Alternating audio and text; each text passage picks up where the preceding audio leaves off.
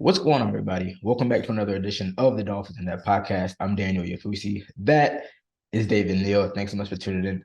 Quick reminder before we start, make sure to subscribe to the Miami Herald YouTube page, like, share, comment, and also subscribe to the Miami Herald. Now, the Dolphins have moved to 5-1, their best start since 2002, with the And they four. missed the playoffs, actually.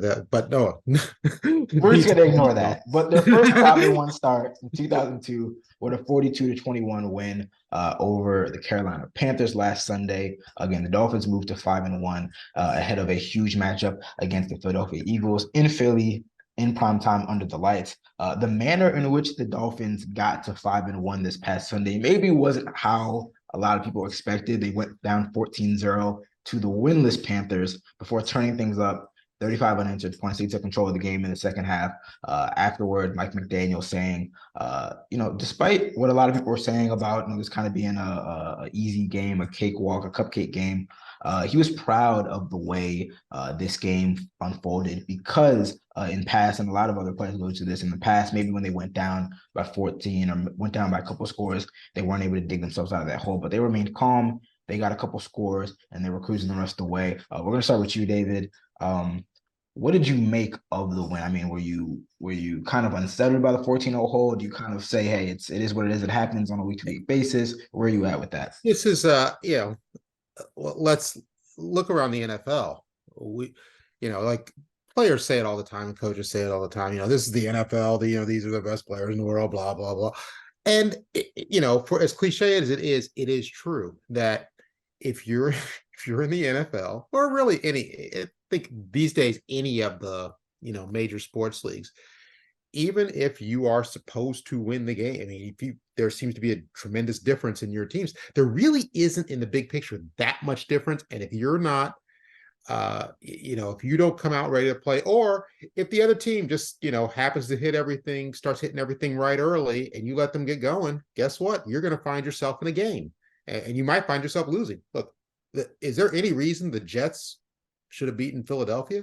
They didn't just. It's not just the it's not just the Jets with their offensive problems, but they were down to about what, four defensive backs or something like that. I Yeah, mean, they're starting two cornerbacks. They're like kind of star cornerbacks, both out right? there. They were out, and so you figure, okay, Philly, you know, they're gonna roll. Um, a lot of things had to happen, but San Francisco, which looked like by far the best team in the NFL, lost to Cleveland.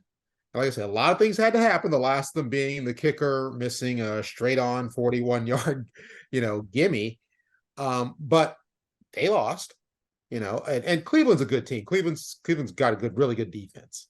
Yeah. So that will always keep you in the games, and that kept them in the game. That got them the win. So, right about what you're saying, this is, the Dolphins were in this kind of the same thing. It just, frankly, their opponent they got behind their opponent, and their opponent wasn't as good as the other opponents, and they have the kind of offense that, okay, 14 points, well, we can make that up, and they're used to that. They're used to it. They're not going to get rattled down 14-0, especially not to a team that they feel like they can, they feel like they can, put some points up on them.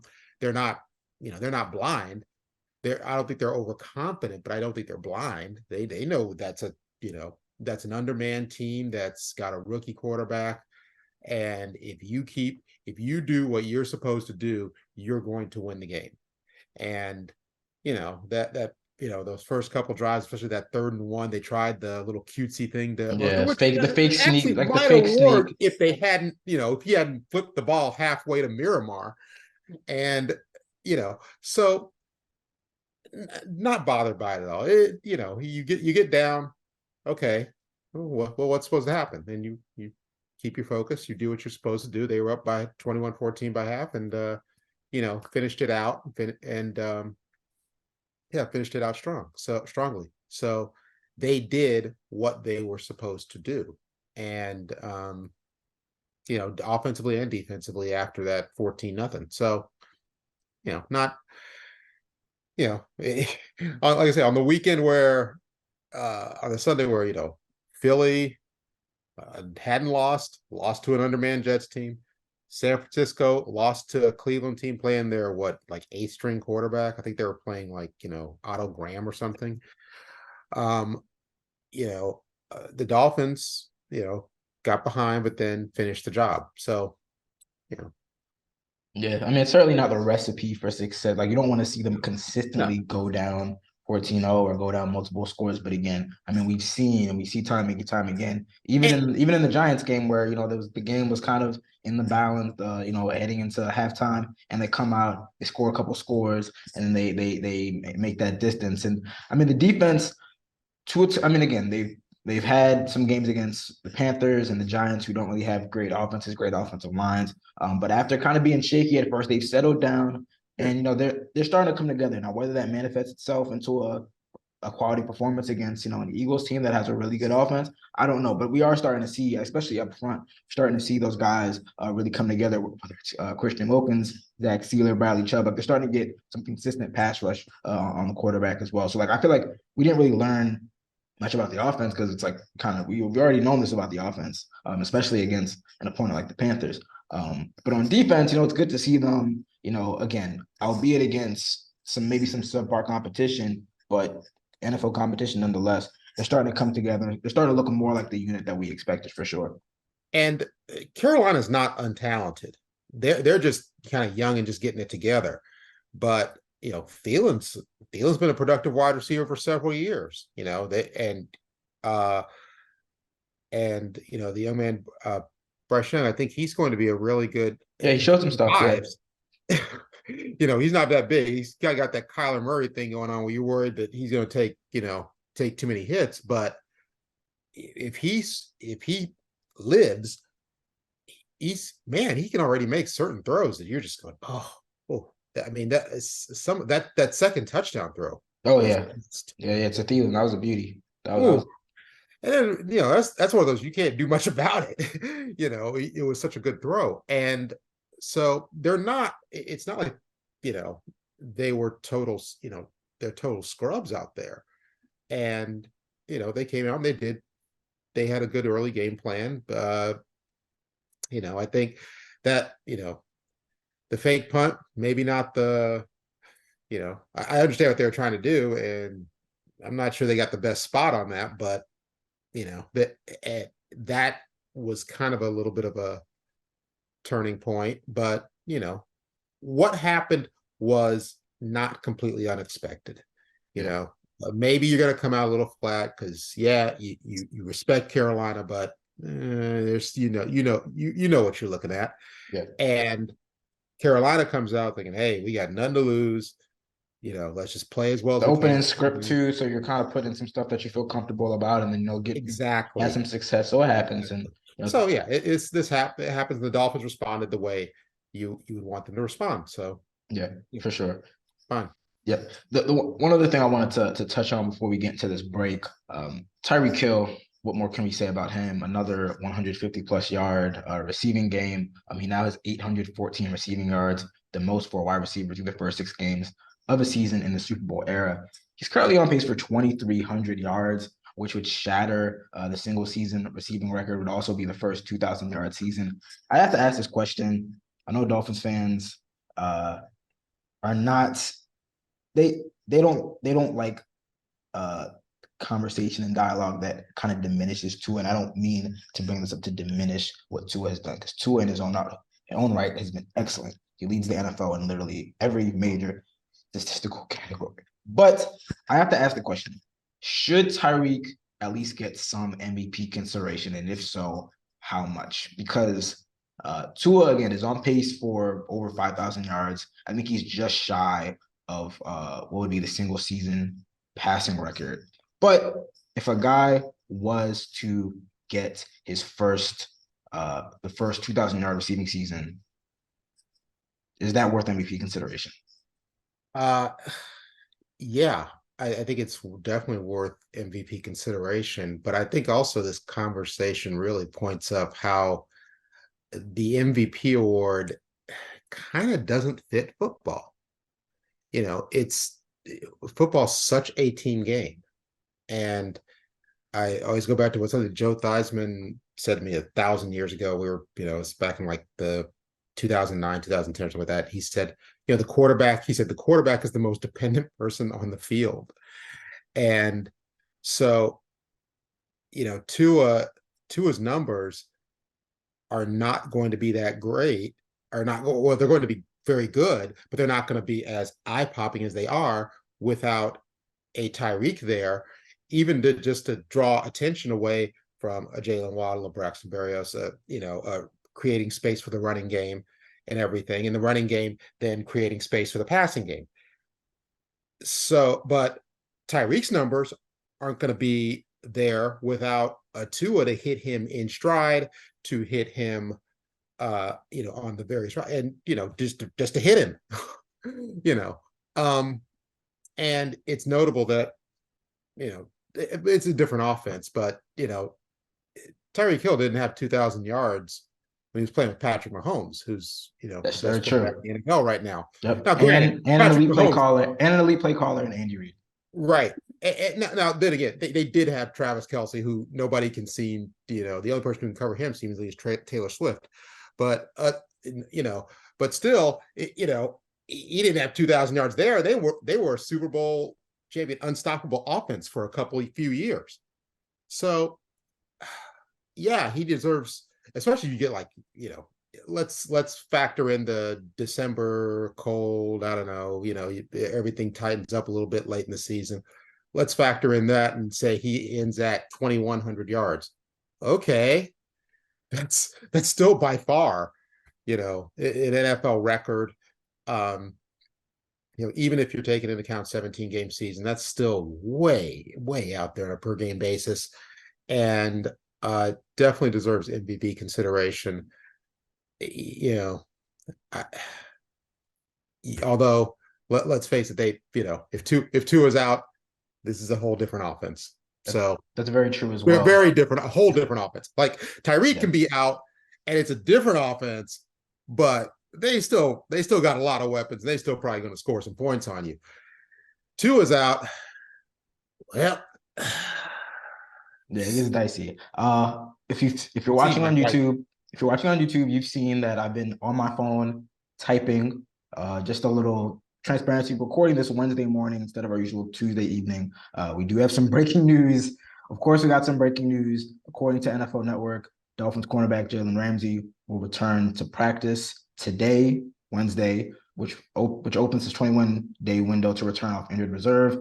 There were reports Sunday morning before the Dolphins game against the Panthers that Ramsey was making a lot of great progress. He actually, before we started recording, he put out a kind of an ominous, or I don't know if you want to call it ominous, but fortuitous, prescient, I don't know, tweet where he said the restart, got a new haircut.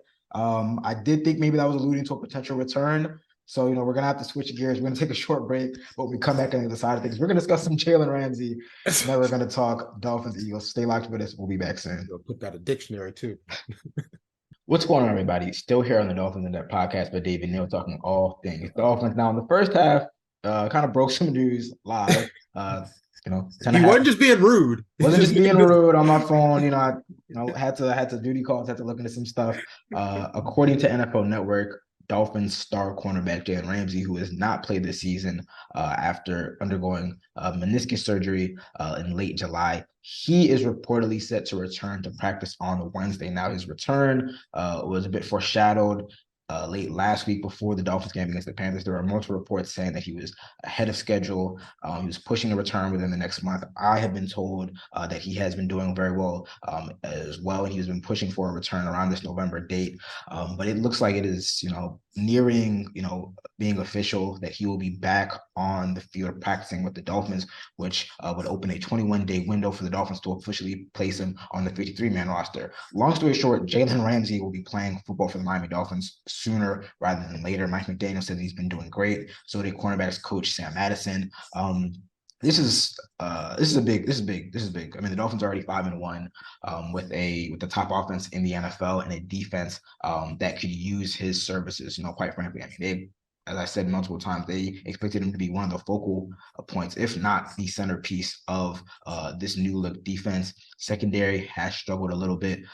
Eli Apple's been in and out of the lineup. We saw what happened when Kader Kohu had to go to the outside, kind of out of his normal slot position. Xavier Howard is dealing with a groin injury that has his availability for Sunday's game against the Philadelphia Eagles in question. Now, NFL Network report did say that Ramsey will not play on Sunday, so he's not coming back this weekend, but still, if he's able to come back in the next 2-3 weeks, that is huge for the Dolphins. He changes a lot of what you can do in the secondary because he's just so versatile. I mean, he can play outside, he can play inside, he can play a little bit of safety if you really want him to. He can play a little bit of linebacker if you want him to. And we talked about, in the first half, I mentioned, the Dolphins defensive front kind of rounding into shape, getting a little more pressure on the quarterback. I'm not sure if they're going to be able to get that. I mean, I think they're second in the NFL in sacks right now, first in QB hits. I'm not sure if they're going to be able to sustain that level of production against some of the better offenses in the league. So if you're not able to, get that pressure that quickly, having a guy on the outside who forces you to hold the ball for maybe a half second longer, like you said before, that's the difference between maybe a QB sack, pressure, whatever it may be, a hit.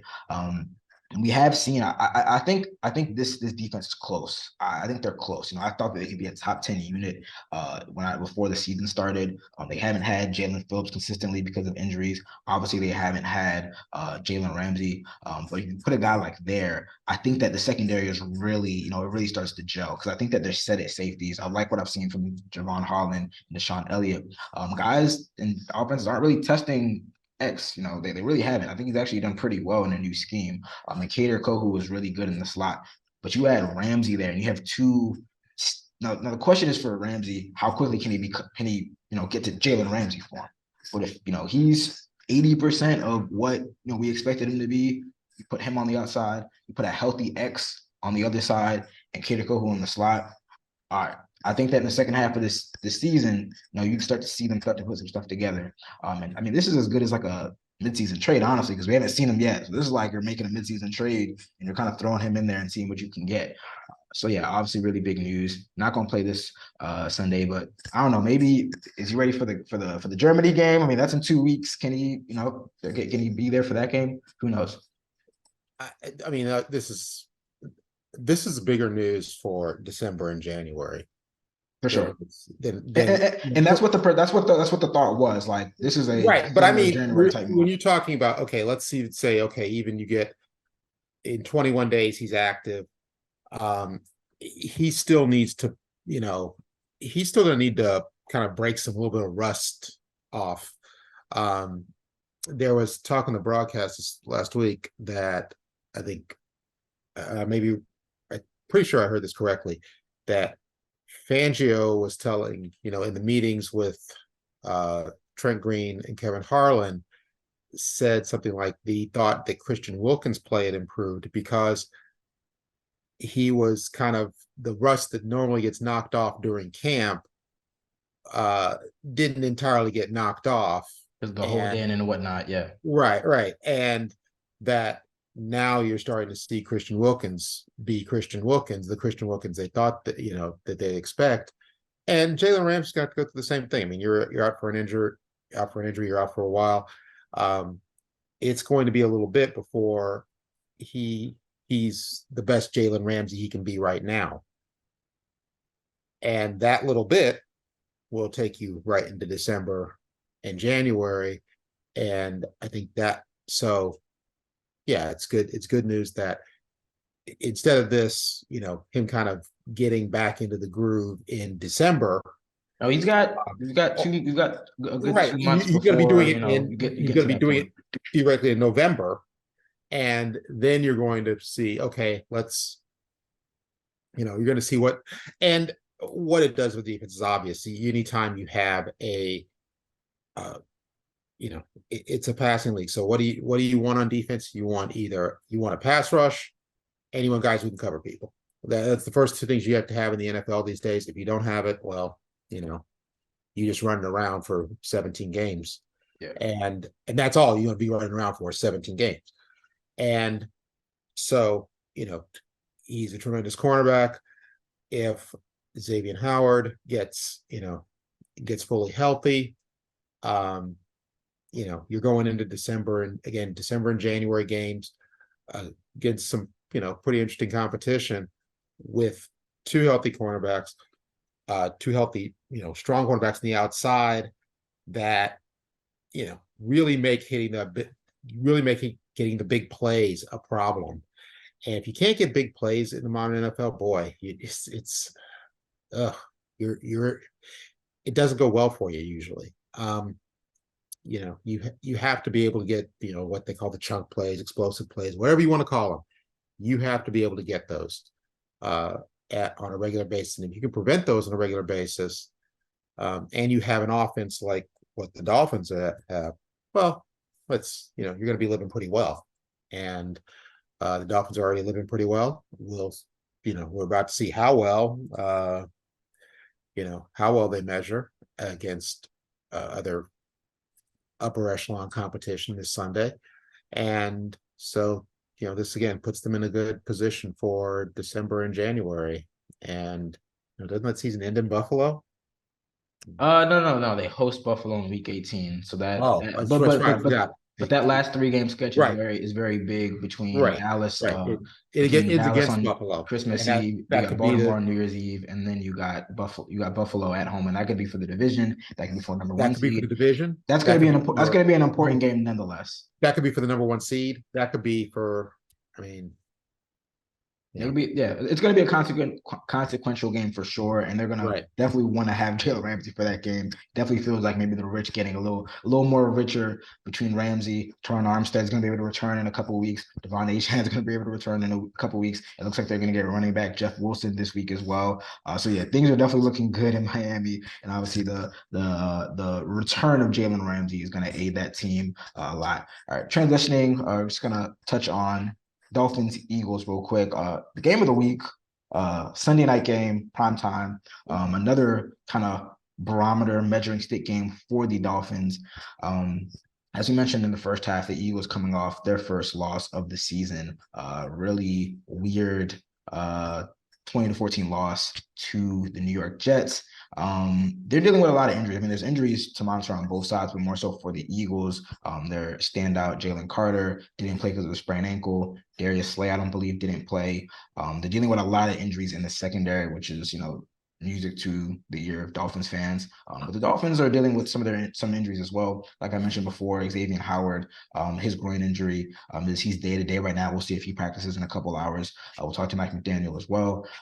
Connor Williams did not play this past Sunday because of a groin injury. So those are two injuries that we're going to have to monitor on the Dolphin side. Real quick, I think this is, as we've always alluded to and mentioned, this is going to be decided in the trenches. And I'm really interested to see how the Dolphins do on both sides, their offensive line and their defensive line, because in their loss to the Bills, for all you want to say about what they did to limit Tyreek and Jalen Waddle and stop the offense, they lost that game in the trenches. That's where it really started. The Eagles have a very good offensive line and defensive line, but they are dealing with, again, some injuries on both sides of that line. I don't think I mentioned before, but Lane Johnson as well is dealing with a grade 1 high ankle sprain. According to the Philadelphia Inquirer, he's going to push to play, but if he does, he's at least going to be compromised. So I'm very interested to see how they do in the trenches. Ultimately, I think that I'm not sure who plays, honestly, because it's just so early in the week. But I just get the sense that the Eagles are a little bit better up front, and I think that especially on the Dolphins' defensive front, as well as they have played in recent weeks, I think that the Eagles can move the ball. They've struggled against these athletic kind of dual threat type of quarterbacks. We've seen them struggle with Josh Allen, Justin Herbert. Jalen Hurts has struggled a bit, but I don't think he's going to throw 3 picks again. I think it's going to be a high scoring game. But ultimately, I think that, in a raucous environment, Philly, that place is going to be crazy. I think the Eagles bounce back after, probably one of the worst games in recent memory for Jalen Hurts. I think they bounce back. I think they win like a 35-34 game. But I think a better showing for sure from the Dolphins than we saw in Buffalo or Orchard Park a couple of weeks ago. What's your take on this game? Yeah, it's. I would take the Dolphins, except I haven't seen them stop the run against a really good running team like Philadelphia. And I have no doubt they're going to be able to put up points. They're just right now, as long as they don't, you know, you know, they really are at the point where if they don't make errors, they don't make mistakes, it's tough to stop them. Yeah. They're not the kind of offense where you can say, okay, we're just going to outplay them. Yeah, they're really tough to stop. And so, yeah, I like this. I think they put up points. I agree. I think Philly, I don't know if they shortened the game, which I always, you know, I question the effectiveness of that, because at some point you have to stop the other team. Yeah, you Like, guys. I mean, it doesn't you can matter. shorten the Okay, game. You got to shorten the game, but you still got to get in the end zone. And right, the right, Eagles have struggled in the red zone, whereas right. the Dolphins are the number one red zone offense. So that's something as well to kind of keep an eye on. I and boy, it's so tough to. This is a tough game. I like a good sports bet, but I wouldn't touch this game. I would stay completely away from it. There's so many ways it can go. I'm gonna go. This is one of those. I'm gonna go with the Eagles 30-27, and or 30-28. That is not that pick is not made with a whole lot of conviction. I can, I'm going with the Eagles being able to run the ball consistently, and Jalen Hurts having a better week than he had last week, and the Dolphins being able to put up points. I can also see, the Dolphins not shutting down the Eagles, but playing the run a lot better than they have against, say Sandy or Los Los Angeles, the Angeles. Chargers, and Buffalo. Than they have against the two original AFL teams they played. And or well, no, Denver also, sorry. But I can see the Dolphins stopping the run better than they have in those games. And then if that happens, they win. But for right now, we're gonna go past this prologue. I would say Eagles, like I say, 30-28, 30-27. But We are both going against the Dolphins. I don't know what our record is. I think we have a pretty solid record when we I are in agreement.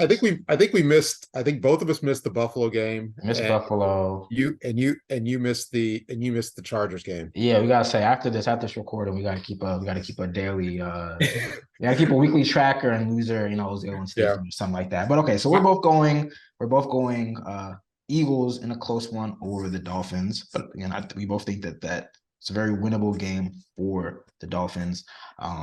So we'll see how that shakes out. Again, breaking news as we record Wednesday morning, a couple hours, well, 4 hours before Mike McDaniel speaks to reporters. Jalen Ramsey reportedly returning to practice today, according to NFL Network. I'm opening the 21-day window for him to return to the field. Big news for the 5-1 Miami Dolphins.